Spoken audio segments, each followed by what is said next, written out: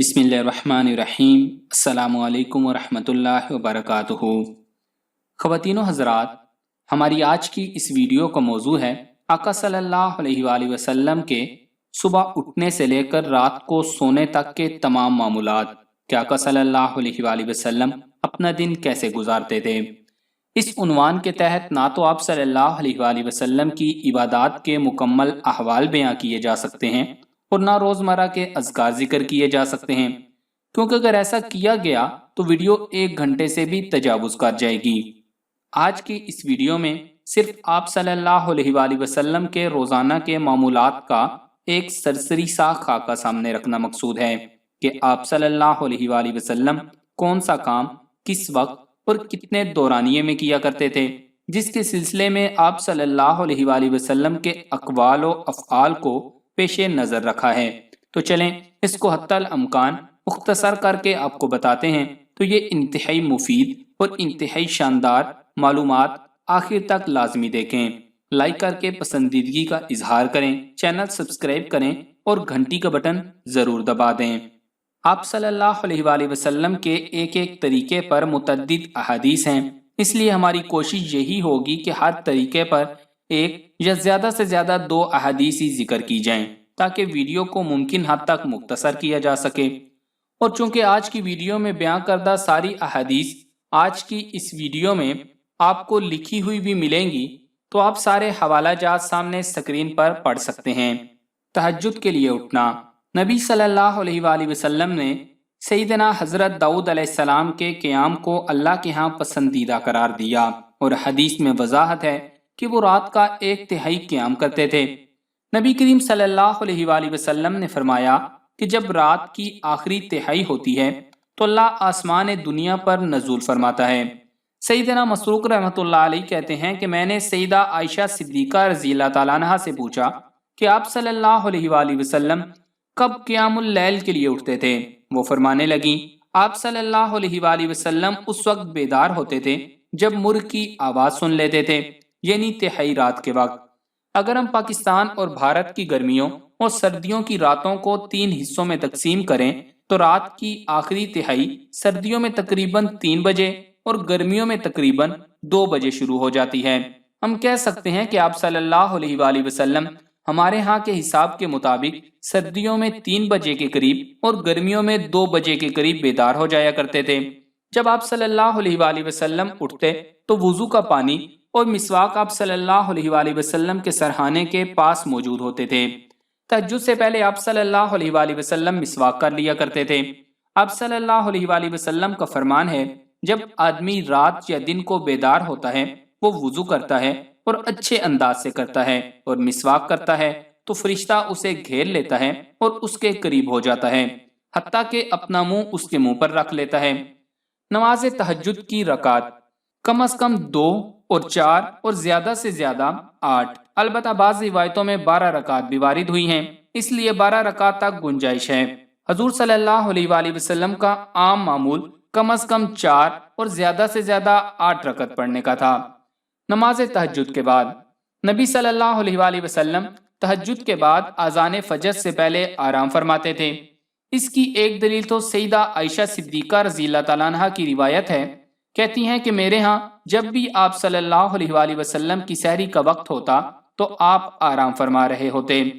इसी तरह सैयदना इब्ने अब्बास रज़ियल्लाहु ताला अन्हु आपके मामूल के मुतालिक बताते हैं, आप सल्लल्लाहु अलैहि वसल्लम ने तहज्जुद की नमाज पढ़ी और आराम किया। फिर मुअज्जिन आप सल्लल्लाहु अलैहि वसल्लम के पास आया तो आप उठे और नमाज पढ़ाई और आपने वुज़ू न किया। ये वो वक्त था जिसमें आप सल्लल्लाहु अलैहि वसल्लम के पास कोई नहीं आता था। सैयदना इब्ने अब्बास रज़ियल्लाहु ताला अन्हु की वज़ाहत बता रही है कि अज़ान फजर से कब्ल आप सल्लल्लाहु अलैहि वसल्लम कुछ आराम फरमाते थे, लेकिन उसमें सोते नहीं थे और ना ही आपकी आंख लगती थी। नमाज फजर। अज़ान फजर के बाद आप सल्लल्लाहु अलैहि वसल्लम हल्की सी 2 रकअतें पढ़ते। सैयदा आयशा सिद्दीक़ा रज़ियल्लाहु ताला अन्हा कहती हैं कि ये रकअतें इस कदर मुख्तसर होती थी कि मैं कहती, आया आपने सूरह फातिहा भी पढ़ी है। फजर की सुन्नतों में आप सल्लल्लाहु अलैहि वसल्लम क्या पढ़ते थे। सैयदना अब्दुल्लाह इब्ने उमर रज़ियल्लाहु ताला अन्हु कहते हैं, आप सल्लल्लाहु अलैहि वसल्लम फजर की सुन्नतों में سورہ قل یا ایھا الکافرون اور سورہ قل ھو اللہ احد پڑھتے تھے۔ فجر کی سنتوں کے بعد اپنے دائیں پہلو پر لیٹتے تھے۔ سنتوں کے بعد فجر کی نماز پڑھاتے، عمومی طور پر ایک رکعت میں 60 سے 100 آیات تک تلاوت فرماتے۔ نماز فجر کے بعد نبی صلی اللہ علیہ وآلہ وسلم ذکر اذکار فرماتے اور اس کے بعد آپ صلی اللہ علیہ وآلہ وسلم صحابہ کرام رضوان اللہ علیہم اجمعین کو رات دیکھے گئے خوابوں کی تعبیر بھی بتاتے۔ لوگوں سے باقاعدہ پوچھتے، کیا تم میں سے کسی نے آج رات کوئی خواب دیکھا ہے؟ اگر رسول اللہ صلی اللہ علیہ وآلہ وسلم نے خود کوئی خواب دیکھا ہوتا تو آپ وہ بھی بیان فرماتے، جیسا کہ صحیح بخاری میں آپ صلی اللہ علیہ وآلہ وسلم کا ایک طویل خواب ہے جو نماز فجر کے بعد آپ نے بیان کیا تھا، اور امام بخاری رحمۃ اللہ علیہ نے اس پر یہ باب قائم کیا ہے۔ صبح کی نماز کے بعد خواب کی تعبیر بیان کرنا۔ اگر رات کو کوئی وحی آئی ہوتی تو وہ بھی نماز فجر کے بعد ہی لوگوں کو بتاتے، جس طرح کہ سیدنا کعب بن مالک رضی اللہ تعالیٰ عنہ اور ان کے دو رفقا بلال بن امیہ اور مرارہ بن ربی رضی اللہ تعالیٰ عنہ کی توبہ کی قبولیت کی اطلاع بذریعہ وحی رات کو آ گئی تھی۔ سیدہ ام سلمہ رضی اللہ تعالیٰ عنہ نے رات ہی کو سیدنا کعب رضی اللہ تعالیٰ عنہ کی طرف خوشخبری بھیجنے کی اجازت چاہی۔ آپ صلی اللہ علیہ وآلہ وسلم نے اجازت نہ دی بلکہ فجر کے بعد یہ اطلاع دی۔ نماز فجر سے طلوع آفتاب کے دورانیے میں آپ صلی اللہ علیہ وآلہ وسلم لوگوں سے محو گفتگو بھی ہوتے، جیسا کہ حدیث میں ہے۔ سیدنا سماک بن حرب رضی اللہ تعالیٰ عنہ کہتے ہیں کہ میں نے سیدنا جابر رضی اللہ تعالیٰ عنہ سے پوچھا کہ آپ رسول اللہ صلی اللہ علیہ وآلہ وسلم کے ساتھ مجلس کیا کرتے تھے؟ وہ کہنے لگے، ہاں بہت زیادہ۔ آپ صلی اللہ علیہ وآلہ وسلم تو جس جگہ نماز فجر پڑھتے تھے طلوع آفتاب تک وہیں بیٹھے رہتے تھے۔ سورج طلوع ہوتا تو آپ صلی اللہ علیہ وآلہ وسلم وہاں سے اٹھتے تھے۔ صحابہ کرام رضوان اللہ علیہم اجمعین آپ سے باتیں کرتے رہتے، پھر ایام جاہلیت کا تذکرہ بھی کرتے اور ان باتوں پر ہنستے بھی، اور آپ صلی اللہ علیہ وآلہ وسلم مسکرا رہے ہوتے۔ طلوع آفتاب کے بعد اشراق کے نفل۔ طلوع آفتاب کے بعد آپ صلی اللہ علیہ وآلہ وسلم ضحیٰ یعنی اشراق کی نماز پڑھتے۔ یہ 2 تا 8 رکعت ہوتی تھی۔ فتح مکہ کے دن آپ صلی اللہ علیہ وآلہ وسلم نے 8 رکعت پڑھی تھی۔ سیدہ معاذہ رضی اللہ تعالیٰ عنہ نے ام المومنین عائشہ صدیقہ رضی اللہ تعالیٰ عنہ سے پوچھا کہ آپ صلی اللہ علیہ وآلہ وسلم ضحیٰ کی نماز کی کتنی رکعت پڑھتے تھے؟ کہنے لگی 4 رکعت، اور اس سے زیادہ جتنی چاہتے۔ لگتا ایسے ہی ہے کہ آپ صلی اللہ علیہ وآلہ وسلم نماز ضحیٰ مسجد ہی میں ادا فرماتے تھے۔ اس کی ایک دلیل تو سیدہ جویریہ رضی اللہ تعالیٰ عنہا کی ایک روایت ہے جس میں وضاحت گزری ہے کہ آپ صلی اللہ علیہ وآلہ وسلم اشراق کی نماز پڑھنے کے بعد ان کے ہاں تشریف لائے۔ دوسری دلیل یہ ہے کہ آپ صلی اللہ علیہ وآلہ وسلم نے نماز فجر کے بعد اشراق تک مسجد میں بیٹھنے کی فضیلت بیان فرمائی ہے۔ آپ صلی اللہ علیہ وآلہ وسلم نے فرمایا، جس نے جماعت کے ساتھ فجر کی نماز ادا کی پھر طلوع آفتاب تک بیٹھا ذکر اذکار کرتا رہا، پھر اس نے 2 رکعت ادا کی تو اسے 1 حج اور عمرے جتنا ثواب ملتا ہے۔ پینے کے پانی میں نبی صلی اللہ علیہ وآلہ وسلم کا ہاتھ مبارک۔ اس دوران مدینہ منورہ کے رہائشیوں کے خادم اپنے پانی کے برتن وغیرہ لے آتے جن میں پانی بھی ہوتا۔ جو بھی برتن آپ صلی اللہ علیہ وآلہ وسلم کے پاس لایا جاتا آپ اس میں اپنا ہاتھ مبارک ڈالتے۔ کبھی سخت سردی میں بھی لایا جاتا تو آپ صلی اللہ علیہ وآلہ وسلم پھر بھی اپنا ہاتھ پانی میں ڈال دیتے۔ ناشتہ۔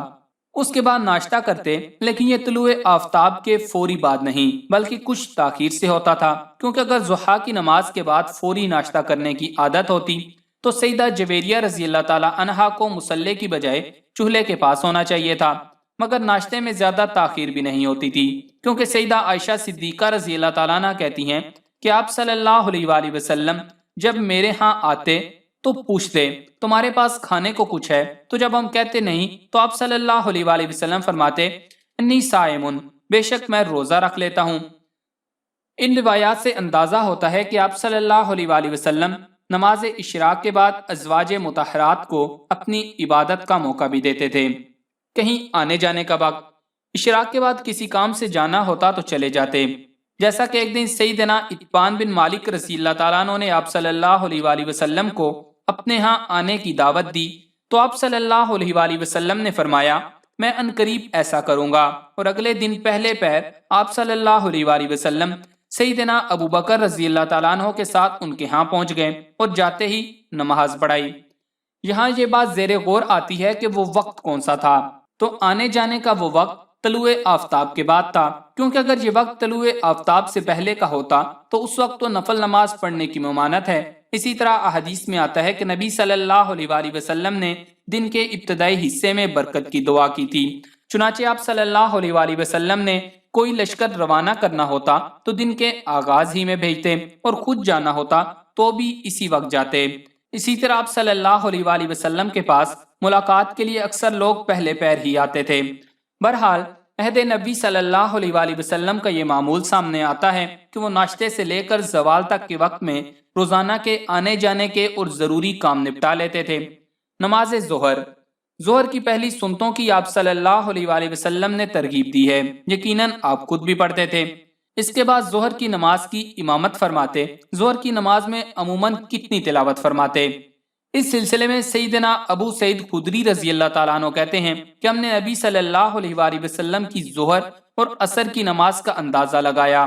چنانچہ ظہر کی پہلی 2 رکعتوں کے قیام کا دورانیہ 30 آیات کی تلاوت کے برابر تھا، یعنی سورہ الف لام میم السجدہ کی تلاوت جتنا، اور دوسری 2 رکعتوں میں قیام اس کے نصف کے برابر 15 آیات کی تلاوت جتنا ہوتا تھا، اور عصر کی پہلی 2 رکعتوں میں قیام ظہر کی آخری 2 رکعتوں کے دورانیے 15 آیات کی تلاوت جتنا ہوتا تھا، جبکہ عصر کی آخری 2 رکعات پہلی 2 رکعات سے آدھی ہوتی تھی، 7-8 آیات کے برابر۔